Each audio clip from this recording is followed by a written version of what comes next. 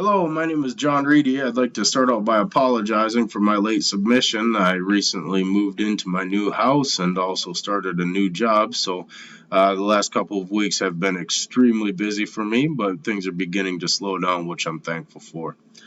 I grew up in a small town in South Dakota, joined the military right after high school, and then received my associate's degree of applied sciences in energy technology. And until recently, I was using that degree as a traveling wind turbine technician.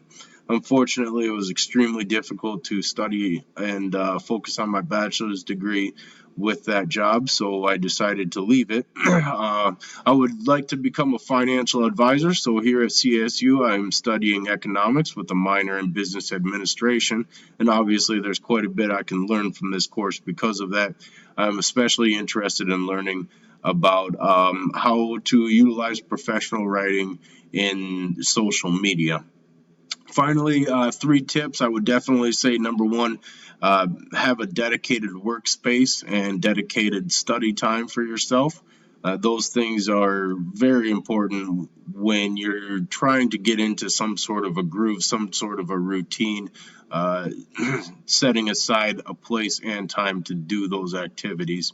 Secondly, I would say reading is very important for online students.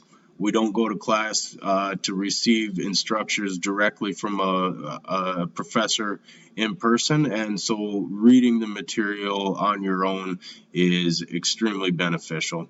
And finally, I would have to say that writing down and tracking your progress is a great way to stay motivated. Other than that, I have no questions or concerns. Again, sorry for the late submission, and I hope you all have a great semester. Thank you very much.